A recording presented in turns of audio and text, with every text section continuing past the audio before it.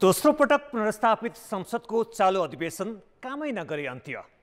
कान्तिपुर समाचारमा आज प्रधान न्यायाधीश विवादमा सांसदहरू भन्छन् न्यायालयभित्रै समाधान खोज्नुपर्छ। उता बागमती प्रदेशमा 4 वर्षमा तेस्रो पटक मुख्यमन्त्री परिवर्तन।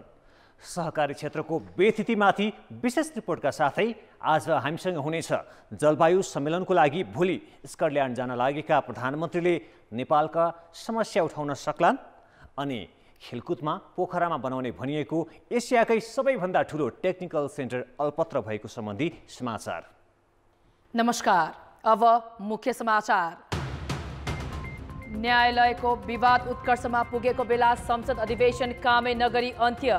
प्रधान न्यायाधीश विवादमा न्यायालयले नै निकास दिनुपर्नेमा सांसदहरूको एक स्वर। यसको निरूपण उहाँहरूले न्यायालयभित्रैबाट उहाँले गर्नु सबभन्दा राम्रो हुन्छ। उहाँले गर्न सक्नु भएन भने त फेरि व्यवस्थापिकाले आफूले गर्ने काम त गर्छ। बागमती प्रदेशमा 4 वर्षमा 3 मुख्यमन्त्री। एकीकृत समाजवादीका राजेन्द्र पाण्डे नयाँ मुख्यमन्त्रीमा नियुक्त।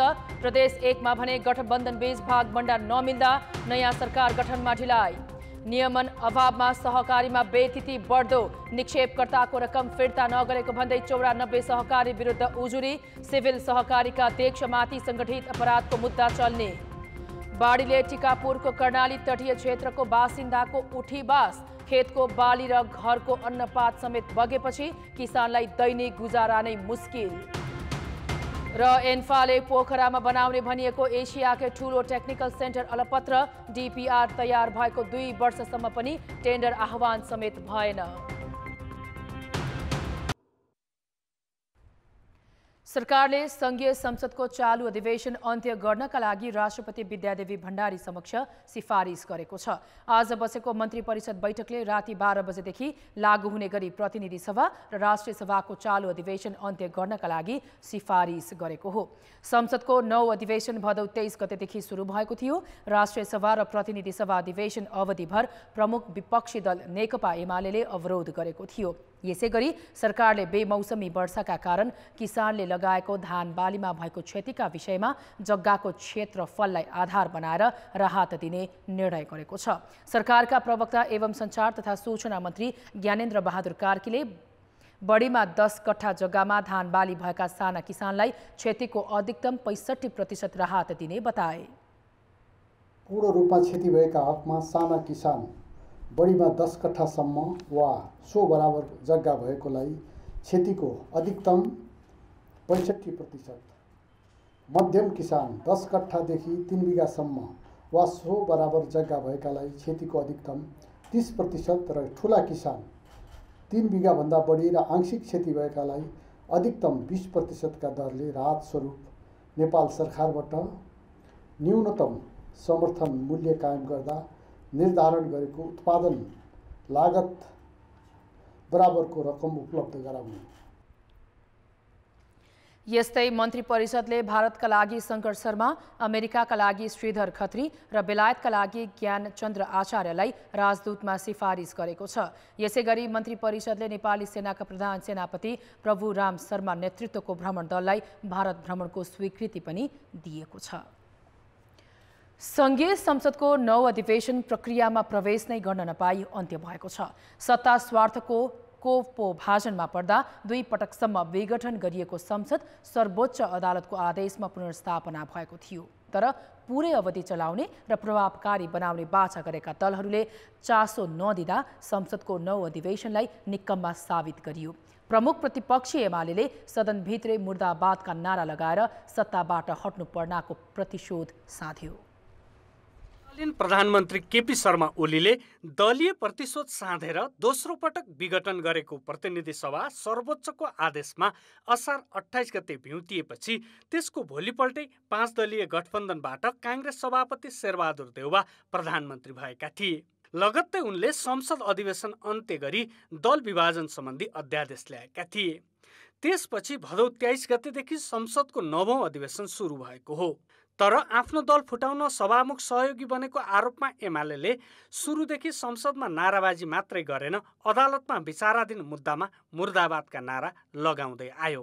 जसका कारण 1.5 महिनाको अवधिमा नियमित प्रक्रियामै जानै नपाई संसदको अधिवेशन अन्त्य भएको छ। सभामुखको बदनियतका कारणले र सत्ता पक्षको गैर जिम्मेवारपनका कारणले संसद चलेन भन्ने कुरालाई पुष्टि गर्न सक्यौँ भने यही नै संसदको सबभन्दा राम्रो पक्ष रह्यो। यो बीचको नराम्रो पक्ष के हो त भन्दाखेरि संसदमा कुनै पनि जनताका आवाजहरूलाई मुखरित गर्ने प्रयास बिल्कुलै भएन। संसदको 9औं अधिवेशन आफैमा महत्त्वपूर्ण थियो, तर प्रभावकारी बनाउन सत्ता गठबन्धनले पनि चासो देखाएन।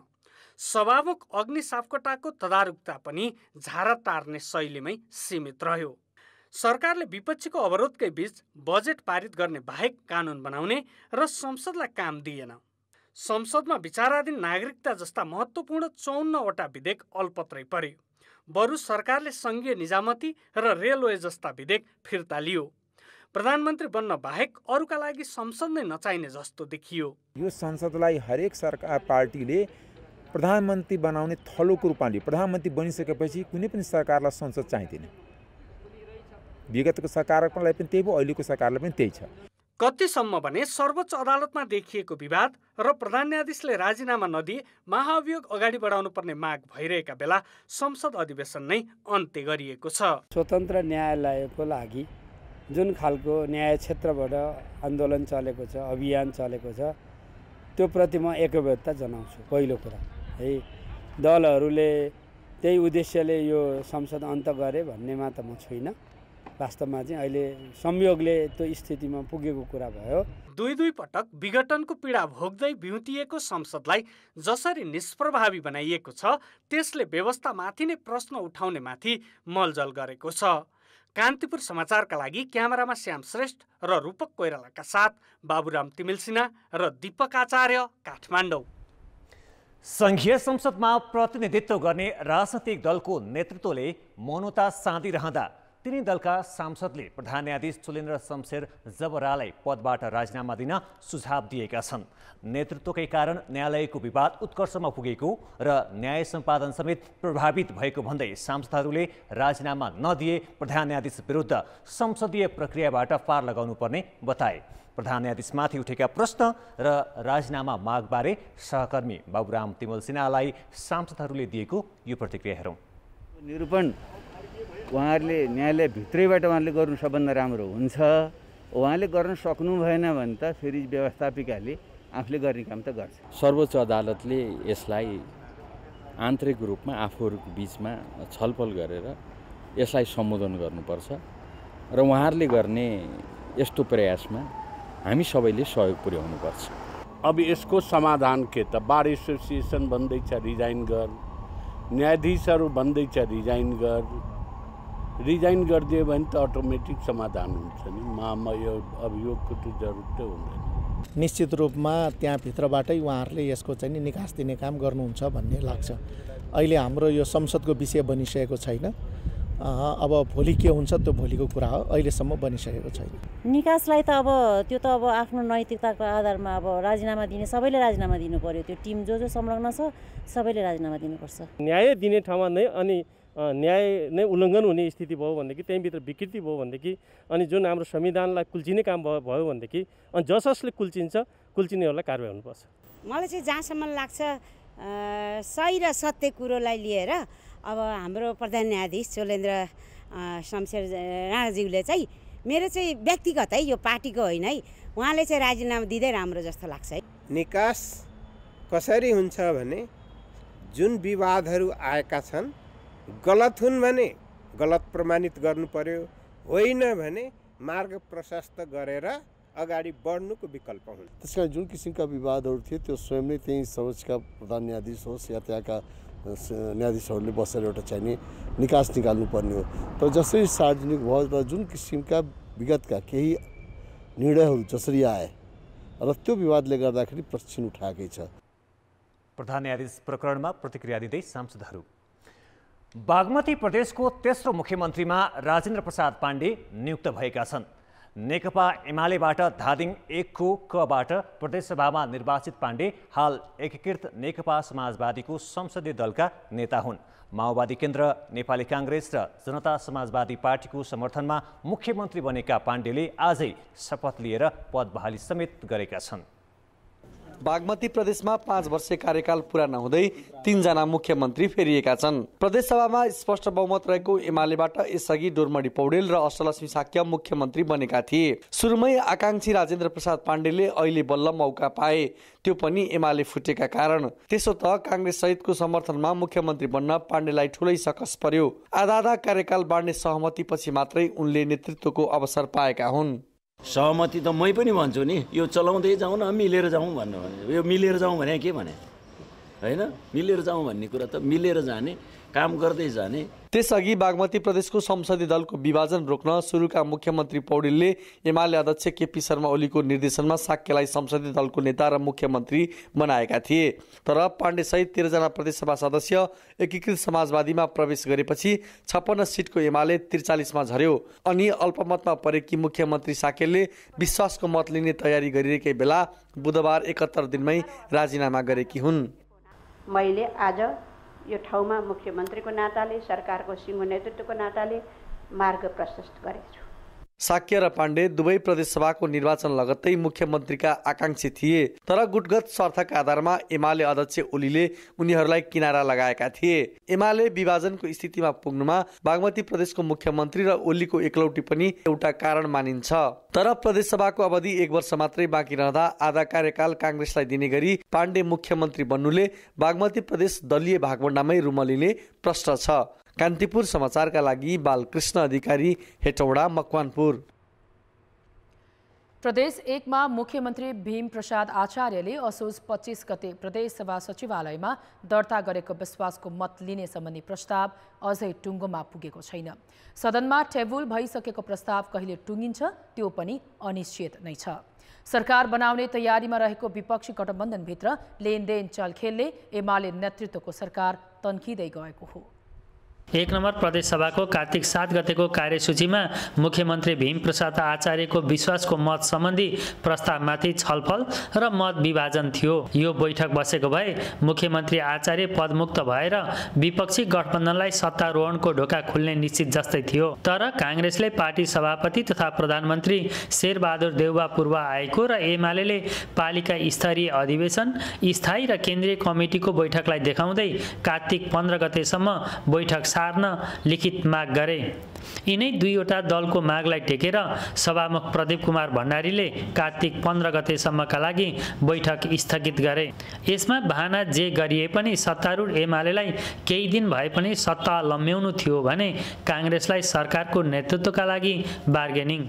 समानताको दृष्टिकोण त राख्नु पर्यो। त एउटै पार्टीको दुई खालको नीति हुन्छ, दुई चरित्र हुन्छ।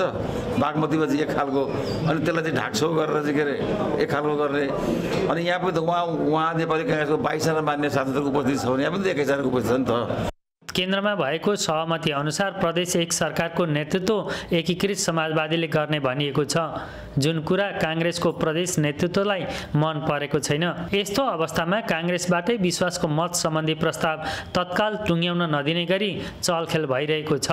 बरु उसले यही बहानामा थप बार्गेनिङ गरिरहेको छ। एकीकृत समाजवादीले भने 1 नम्बर मात्रै नभएर 7वटै प्रदेशमा शक्ति सन्तुलनका हिसाबले सरकार बन्ने बताउँदै आएको छ। 7वटा प्रदेशको र केन्द्रको समेत संयुक्त रूपमा यो छलफल गर्ने विषय भएको हुनाले केन्द्रले आलो पालो मात्रै होइन, अहिले नै राजीव कोइरालालाई मुख्यमन्त्री बनाउने भने पनि त्यो कुरा हामी मान्न तयार छौँ। तर यहाँ मात्रै एउटा प्रदेशको विषय मात्रै नभएको हुनाले यहाँ चाहिँ त्यो टुङ्गिन सक्दैन भन्ने मात्रै हाम्रो कुरा हो।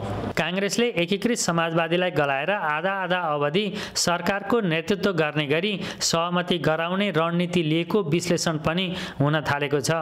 विपक्षी गठबन्धनभित्रको यस्तो बेमेल बुझेको एमाले यसैमा खेलेर जति सकिन्छ सत्ता तन्काउने दाउमा छ। कान्तिपुर समाचारका लागि क्यामेरामा समूह पोखरेलका साथ महाप्रसाद खतिवडा, विराटनगर, मोरङ। ब्रेकपछि समाचारमा पुनः स्वागत छ। प्रधानमन्त्री शेरबहादुर देउवा नेपाली प्रतिनिधि मण्डलको नेतृत्व गर्दै भोलि स्कटल्यान्ड जाँदैछन्। त्यहाँ उनले जलवायु परिवर्तन सम्बन्धी अन्तर्राष्ट्रिय सम्मेलन COP26 मा सहभागिता जनाउनेछन्। सम्मेलनमा प्रधानमन्त्री देउवाले जलवायु परिवर्तनका कारण नेपालले सामना गरिरहेका समस्या र विकसित राष्ट्रहरूले आफ्नो प्रतिबद्धता अनुसार उपलब्ध नगराएको सहयोगका बारेमा जबरजस्त आवाज उठाउन सकेनन् भने उनको स्कटल्यान्ड भ्रमण औपचारिकतामा मात्र सीमित हुनेछ। जलवायु परिवर्तनको असरको जोखिममा पर्ने विश्वका मुलुकहरूमध्ये नेपाल 10 नम्बरमा देखिन्छ। कमजोर भौगोलिक अवस्था, छोटो दूरीमा देखिने तापक्रम भिन्नता नेपालका लागि थप चुनौती बनेका छन्। पानी पर्ने तौर तरिका र तापक्रम वृद्धि हुँदै जाँदा बाढी, पहिरो, खडेरी, आगलागी, हिउँ पग्लिने, हिमताल फुट्नेदेखि लिएर नयाँ र जटिल स्वास्थ्य समस्याको सामना नेपालका लागि नौलो भएन। त्यसैले प्रधानमन्त्री शेरबहादुर देउवाले जलवायु परिवर्तनका कारण नेपालले बेहोरिरहेका हानि नोक्सानीबारे कुरा राख्दा रत्तिभर डगमगाउनुहुन्न। जलवायु परिवर्तनले गर्दाखेरि भइरहेको असरहरू छ, त्यसको हानि तथा नोक्सानीको चाहिँ क्षतिपूर्ति माग गर्नुपर्ने अवस्था छ। र दोस्रो, हामीले जुन भोगिरहेका असरहरूबाट अनुकूलित हुनको लागि चाहिँ कार्यक्रमहरू गर्नुपर्ने हुन्छ। विभिन्न क्षेत्रमा कृषि, अनि त्यसपछि ऊर्जा, त्यसपछि स्वास्थ्य लगायतका क्षेत्रहरूमा हामीले गर्नुपर्ने कार्यको लागि सहयोग चाहिन्छ। नेपाल जलवायु परिवर्तनको मुख्य जिम्मेवार होइन। 26 वर्ष अघिको जलवायु परिवर्तन सम्बन्धी संयुक्त राष्ट्रसङ्घीय महासन्धि र 6 वर्ष अघिको पेरिस सम्झौतामा हस्ताक्षर गर्दा हरित गृह उत्सर्जनका मुख्य जिम्मेवार विकसित राष्ट्रहरू ठहरिएका थिए। त्यसैले जलवायु परिवर्तनको क्षति बेहोरिरहेका नेपाल जस्ता विकासोन्मुख मुलुकहरूका लागि सन् 2020 सम्ममा प्रतिवर्ष 100 बिलियन अमेरिकी डलर सहयोग गर्न प्रतिबद्ध भएका थिए।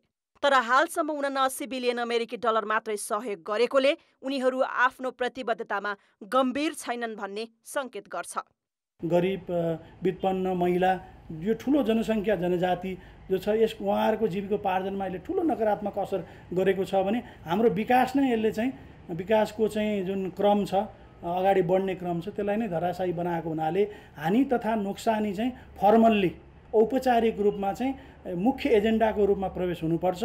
कमजोर तयारी, समन्वय अभाव, उत्कृष्ट प्रस्तुतिको कमी र आफूलाई आर्थिक प्राविधिक सहयोग गर्दै आएका विदेशी दात्री निकाय रिसाउने भएले नेपालले आफ्नो समस्या सशक्त रूपमा उठाउन सकेको छैन। तर यसपटक आफ्नो तयारी बलियो भएको सरकारको दाबी छ। हामीले गर्नुपर्ने प्रतिबद्धताहरू पनि पुरा गरेर र हामीले भएका कुराहरू पनि भन्ने गरी र त्यसपछि अब नेपाललाई चाहिँ नि अन्तर्राष्ट्रिय समुदायले के सहयोग गर्नुपर्छ भन्ने तहमा छलफल गर्ने, नेगोसिएसन गर्ने गरी तयारीका साथ हामी जाँदैछौँ। हरेक कोपमा नेपाल सहभागी हुँदै आएको छ। त्यसैले कोप 26मा प्रधानमन्त्री स्तरीय मन्त्रीमण्डल थप गम्भीर, जिम्मेवार र संवेदनशील हुन जरुरी छ। कान्तिपुर समाचारका लागि क्यामेरामा सञ्जय लुइटेल र रूपक कोइरालाका साथ दिपा दाहाल, काठमाडौँ। बेमौसमी वर्षाले कैलालीको टिकापुर क्षेत्रस्थित कर्णाली तटीय क्षेत्रका स्थानीय बासिन्दाको उठीबास गराएको छ।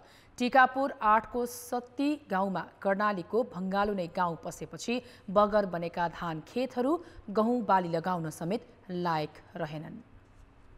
टिकापुर नगरपालिका वडा नम्बर 8 स्थित सूर्यपुरको यो क्षेत्रबाट फुटेको कर्णालीको बाँधले गोपाल चौधरीको 8 बिघा क्षेत्रफलमा लगाएको धान बाली बगायो। टिकापुरका गोपाल चौधरीले 8 बिघामा लगाएको धान बाली कर्णालीको भङ्गालोसँगै बगेपछि उनको 25 जनाको परिवार बिचल्लीमा छ। यही जमिनको धान, पराल र गहुँ बेचेर चौधरी परिवारको गुजारा चलेको थियो। बाढीले धान त नष्ट भयो, यही खेतमा अब गहुँ लगाउन सक्ने अवस्था पनि रहेन। यो बाढ धेरै दुःख भयो सर, हामीलाई अब केही पनि छैन। हाम्रो के भन्नु, अब यसमा लाइ पनि हुन्न, गहुँ पनि हुन्न, अब के पनि हुन्न। यो पालि त्यस्तै हाम्रो नोक्सान हुन।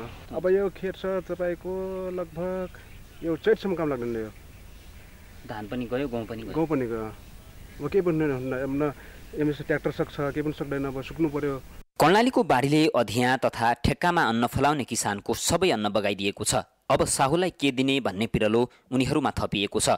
3 दिनको अविरल वर्षामा सत्तीपुलको सहारामा बसेका उनीहरू अहिले घर त फर्किएका छन्, तर परिवारको गुजारा सहज छैन। कर्णाली त हाम्रो राष्ट्रिय अवस्था बनाएको छ। यहाँ जस्तो कि अब खेतीको बाली त लग्यो, जुन चाहिँ हाम्रो घरको जो हामी अन्न थियो त्यो पनि भगाउन सकेन।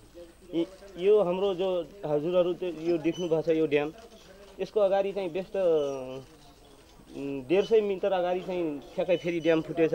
त्यहाँ बाली एकदम फुटेर एकदम 81 आइदियो। हामीहरू भगाउन चाहिँ सकेन सामान पनि, पुरा घरको पनि सामान बहुत सत्यानाश छ हाम्रो। धान पनि काटेको थिएँ, लगभग 5 बिघा जति काटेर मुठा सुटा बाँधेको थिएँ, थुप्रेको थिएँ, त्यो सबै लगिहाल्यो। अनि त्यो संस्थाले दिएको पाल 10,000 को पाल त्यो पनि ढाकेको थिएँ त्यो खडीमा, त्यो पनि सब बगिहाल्यो। वर्षभरिको त खेती लगिसक्यो सर, अहिले त समस्या ठुलै छ। अब अहिले सोचिरहेको छु अब झोला लिएर कहाँ जाउँ, इन्डियातिर माग्न जाउँ कि कता जाउँ भनेर एकदम म त आत्या छु सर। अन्नबाली बगाएपछि चाउचाउको भरमा परिवारको गुजारा गरिरहेका सत्तीवासीलाई फेरि अर्को वर्ष पनि यस्तै समस्या दोहोरिन्छ कि भन्ने चिन्ता पनि छ। त्यसैले उनीहरूले चिसापानीदेखि नेपाल भारत सीमासम्मको नदी तटीय क्षेत्रमा तटबन्धको व्यवस्था गरिदिन माग गरेका छन्। खाना त अब मुजुरी पाजुरी पनि हरेरी पनि पाल्छन् होइन, बसोबास त कसरी बस्ने। हामीले यो तटबन्दी बाँधिदिएखेरि हामीलाई सबभन्दा हामीलाई त्यो बेस्ट, यहाँदेखि यो बाउडरसम्म तटबन्दी बाँधिदिएखेरि हामीलाई बेस्ट। टिकापुरको शाहीपुर, मनिकापुर, सूर्यपुर, बनगाउँ, फाँटा, अरुणा फाँटा र खक्रौला भन्सार आसपासको चौगुर्दी क्षेत्रमा पनि कर्णाली नदी गाउँ पसेको छ। 3 तहकै सरकारले बृहत्तर योजना बनाएर कर्णालीको तटबन्ध नबनाउन्जेलसम्म टिकापुरको 1 देखि 9 नम्बर वडामा तटीय क्षेत्रका स्थानीयले ढुक्कसँग बस्न सक्ने अवस्था छैन। कर्णालीको तटीय क्षेत्रमा पर्ने टिकापुर नगरपालिकाका झण्डै 9वटा वडाहरू कर्णालीको जोखिमबाट कुनै पनि बर्खा अछुतो रहन सकेका छैनन्। कान्तिपुर समाचारका लागि क्यामेरामा सुदीप थापाका साथमा महेन्द्र बम, सत्ती, टिकापुर, कैलाली। अब जनताको आवाज बेमौसमी वर्षासँगै आएको बाढी पहिरोबाट क्षति बेहोरेकाहरूलाई हामीले सोधेका छौँ, तपाईँहरूको अल्पकालीन र दीर्घकालीन आवश्यकता के हो? जनताको आवाज क्षतिपूर्ति के दिन सक्छ त्यही हिसाबले सरकारले गरिदिनु पर्यो। चामल सामल किन्नको लागि हैन, अब यस्तो क्षति भएछ त्यसमा चाहिँ अलि पैसा पुर्याइदिनु पर्छ। नदीको छेउछाउ भएका बस्तीहरूलाई नदीलाई स्टेट गर्नुपर्ने ठाउँमा स्टेट गर्नु पर्यो, तटबन्धन गर्नुपर्ने ठाउँमा तटबन्धन गरिदिनु पर्यो। सरकारले सहयोग दिएपछि हामीहरूले पाउँछ। खाद्यान्न राहतको प्रबन्ध गर्नु पर्यो। नदीको त्यो तटबन्धनको आवश्यकता छ। सरकारले यसको क्षतिपूर्ति दिनुपर्ने, बिमा गरिदिनु पर्ने। त्रिपालसम्म राखेर विकास सुरक्षित ठाउँमा राख्ने व्यवस्थाको चाहिँ पहिलो एउटा प्राथमिकता दिनुपर्ने आवश्यकता छ। सरकारले अलि यस्तो अवस्था हेरेर हाम्रो नि अलि क्षतिपूर्ति गरिदिए भए हुन्थ्यो। अब सरकारले हामीलाई सहयोग गर्नु पर्यो। अब हाम्रो धान गइगयो। चिसा पानीदेखि लिएर इन्डियाको बार्डरसम्म एकदम बृहत तरिकाले यो तटबन्धन गरेर पनि त्यो के भन्छ नि, अहिले त सिमेन्ट जमाएको हुन्छ नि, त्यो सिस्टम गरिदिएको भए अझै राम्रो हुन्थ्यो कि। हाम्रो त सबै बगाएर लगेको छ, त्यो पनि त्यही धानको मात्रै लेखेको छ। 2 बिघा बाढीले लगिसक्यो, एउटा बिघा बचेछन् त्यो पनि डुबेको छ। अब सरकारले क्षतिपूर्ति दिन्छ कि? सरकारले त दिनु पर्यो। अब त्यस्तै त हामी पेट पाल्न सक्दैनौँ। पेटमा दाना छैन, घरमा मेहनत छैन, खेतमा के अरे बाली छैन, अब के खाने, त्यस्तो चाहिँ अब हाम्रो एकदम के अरे हामी त्यस्तो विकटमा छौँ।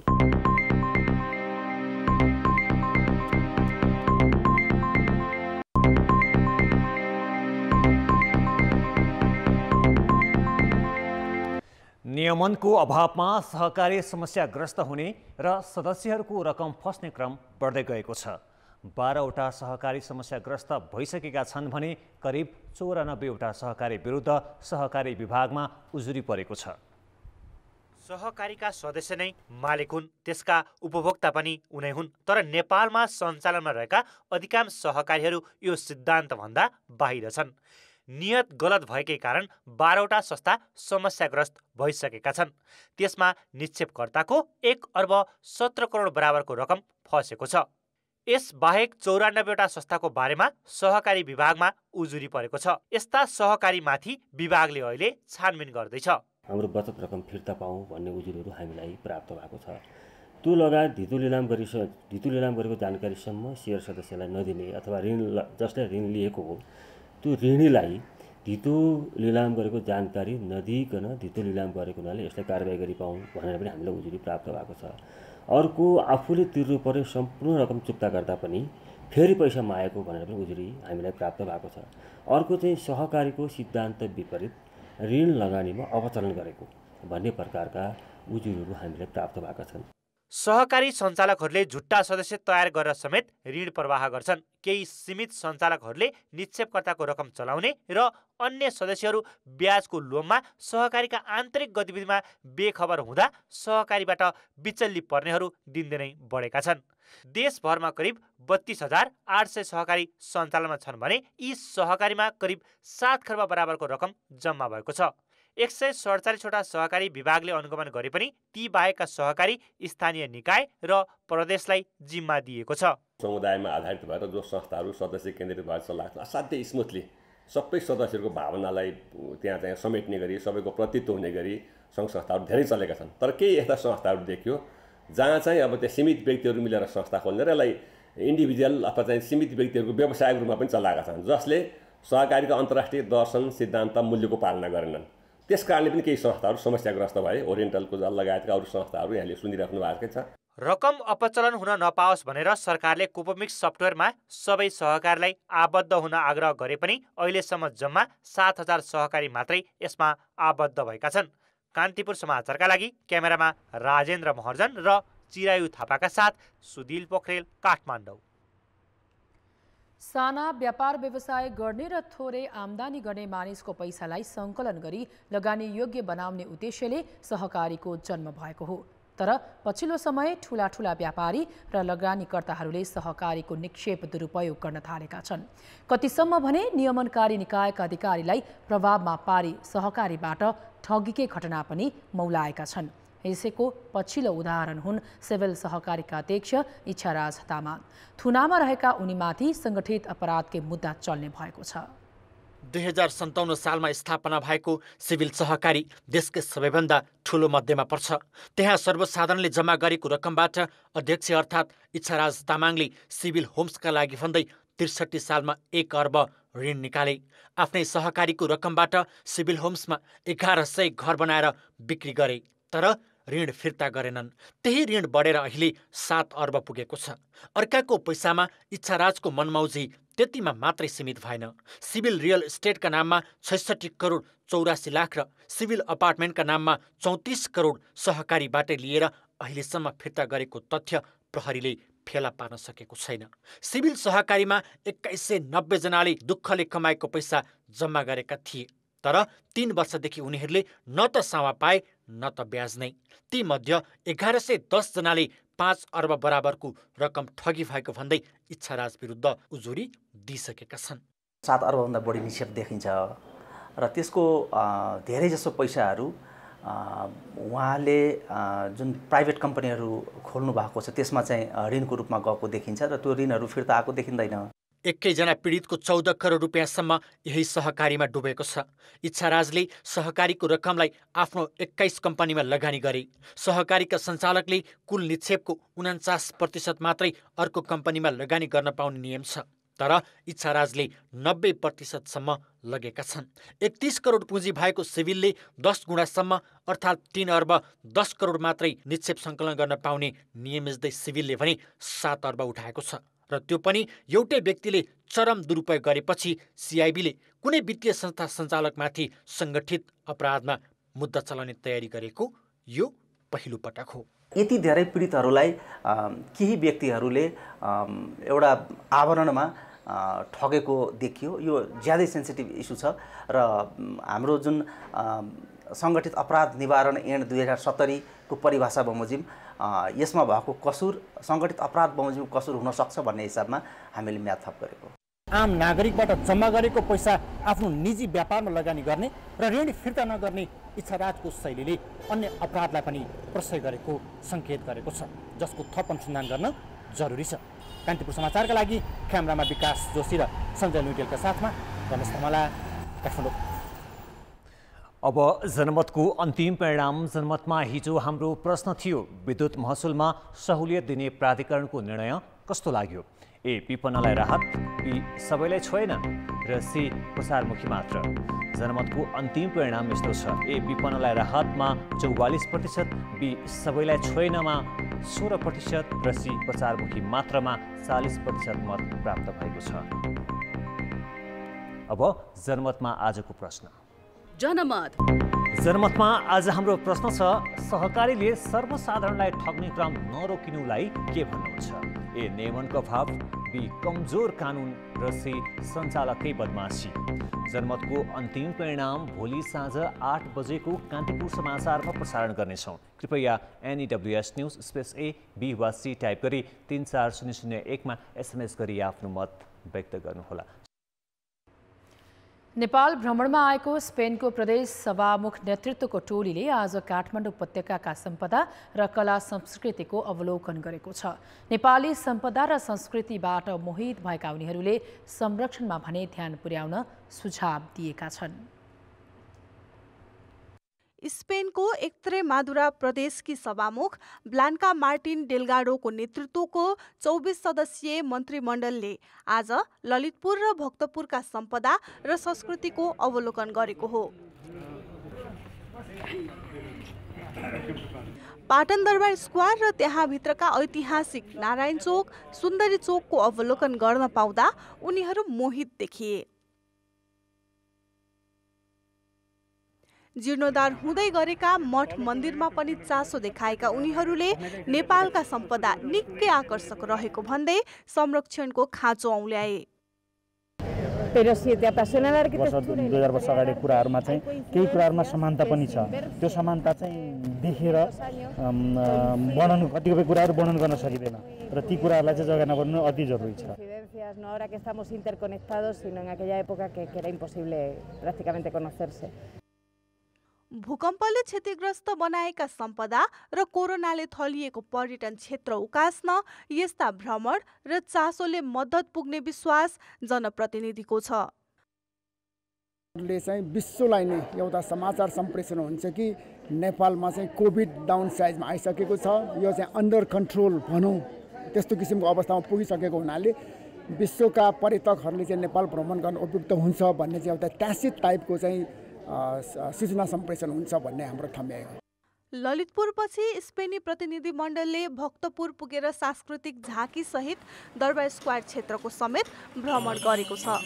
बागमती प्रदेशका सभामुख सानु कुमार श्रेष्ठको निमन्त्रणामा 6 दिनका लागि काठमाडौँ आइपुगेको स्पेनी टोलीले अन्य पर्यटकीय सहित सम्पदा स्थलको अवलोकन र राजनीतिक भेटवार्ता पनि गर्नेछ। लुम्बिनीमा चाहिँ दीप प्रज्वलनको कार्यक्रम छ लुम्बिनीमा। त्यस्तै गरेर 14 गते चाहिँ भैरवा एयरपोर्टमा त्यहाँ चाहिँ जेठ बुद्ध बर्माबाट आएको चाहिँ जेठ बुद्धको चाहिँ प्रतिमा चाहिँ अनावरण गर्ने राष्ट्रपतिको कार्यक्रम छ। त्यसपछि फर्किसकेपछि पनि हामीले 15 गते फर्किसकेपछि हामीले स्वयम्भूमा उहाँहरूलाई भिजिट गराउने छौँ।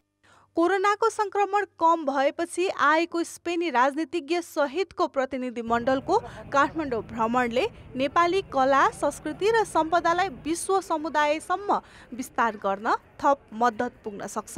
कान्तिपुर समाचारका लागि भक्तपुर सहकर्मी सुन्दर शिल्पकार र क्यामेरामा पशुपति बुढाथोकीका साथ सृजना बास्तोला, काठमाडौँ। सर्वोच्च अदालतका पूर्व न्यायाधीश भैरव लम्सालको निधन भएको छ। न्यायाधीश लम्सालको 83 वर्षको उमेरमा उपचारका क्रममा आज निधन भएको हो। लम्सालले 2059मा सर्वोच्चबाट अवकाश पाएका थिए। उनी 2058मा गठन भएको सार्वजनिक पद धारण गरेका व्यक्तिको सम्पत्ति छानबिन आयोगका अध्यक्ष भएर काम गरेका थिए। सर्वोच्च अदालतको फुल कोर्टको आकस्मिक बैठकले लम्सालको निधनमा शोक प्रस्ताव पारित गरेको छ। लम्सालको निधनका कारण आज सर्वोच्चमा कुनै इजलास बसेन। विवाद प्रकरणमा सर्वोच्चका न्यायाधीशहरूले 3 दिनदेखि इजलासमा बसेका छैनन्। हिजो प्रधान न्यायाधीशले एकल इजलासमा सुनवाई गरेका भए पनि आज उनले पनि रोकेका छन्। सर्वोच्च अदालतमा प्रधान न्यायाधीशको राजीनामा माग गर्दै केही दिनदेखि सुनवाई अवरुद्ध छ। खेलकुद समाचार। कान्तिपुर खेलकुद समाचारमा स्वागत छ। विश्व फुटबल महासंघ फिफाको सहयोगमा पोखरामा बनाउने भनिएको एसियाकै सबैभन्दा ठूलो लगानीको टेक्निकल सेन्टर अलपत्र परेको छ।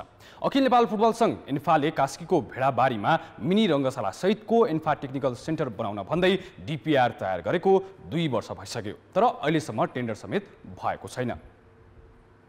फिफाले 2076 सालमै 2 वर्षभित्र एसियाकै ठूलो लगानीको टेक्निकल सेन्टर बनाउने जिम्मा एन्फालाई दिएको थियो, तर आफैले ड्रिम प्रोजेक्टका रूपमा लिएको एन्फाले अहिलेसम्म जग्गा सम्झौता र डिपिआर मात्रै तयार पारेको छ, जहाँ राष्ट्रिय फुटबल टिम, रेफ्री, प्रशिक्षक तथा विभिन्न उमेर समूहको अभ्यास तथा तालिम केन्द्र, सभा हल रहने प्रस्ताव छ।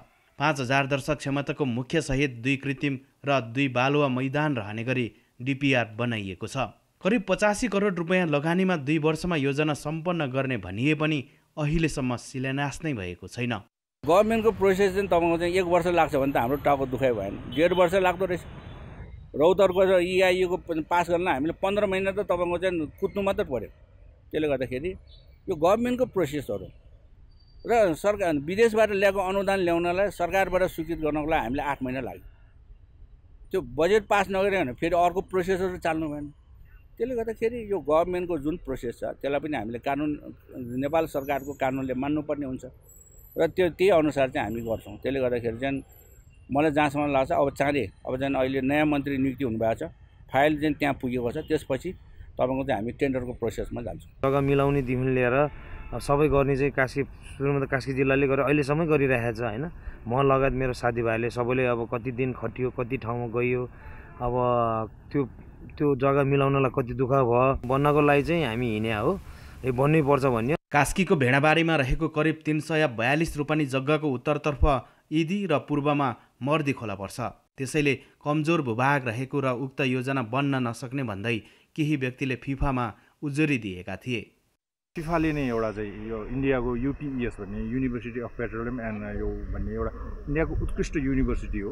त्यो युनिभर्सिटीबाट चाहिँ यो जियोलोजिस्टहरू आएर चाहिँ यहाँ निरीक्षणहरू गरे र यसको अध्ययनहरू गरे। यो अध्ययनले चाहिँ के गर्यो भने यो चाहिँ त्यस्तो बाढी आउने खालको चाहिँ होइन भन्ने चाहिँ उहाँहरूले रिपोर्ट दिनुभएको छ भरभोलि। अहिले फुटबलको विकास मात्र नभई प्रदेशकै गौरवसँग जोडिएको परियोजना ढिलाइबारे प्रदेश सरकारले समेत चासो राखेको छ। गण्डकी प्रदेशका मुख्यमन्त्री कृष्णचन्द्र नेपाली पोखरेलले स्थलगत निरीक्षण गरी सहयोग गर्ने प्रतिबद्धता जनाएका छन्। तर अहिले बुझाइ अनुसार के छ भने हाम्रो दायित्वभित्र तर्कबन्द पर्छ जस्तो बुझेँ मैले।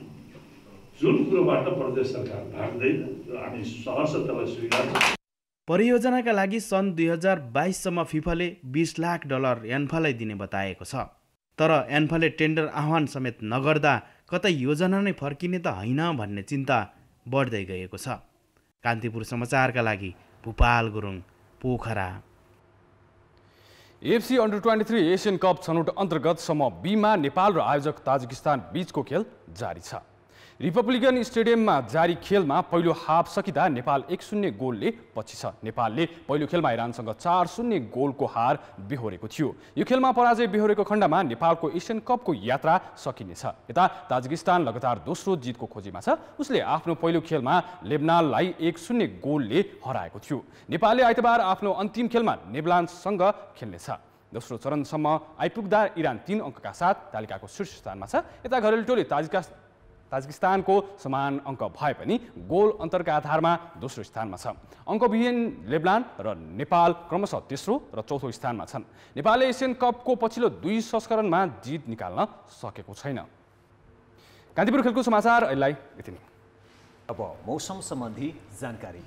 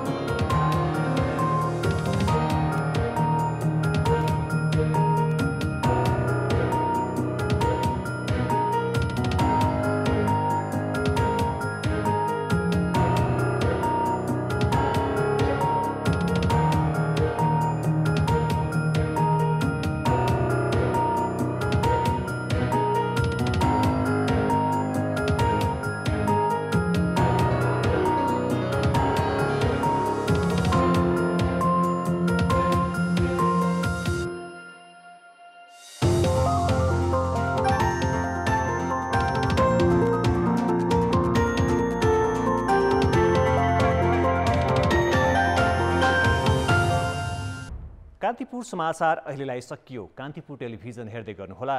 नमस्ते।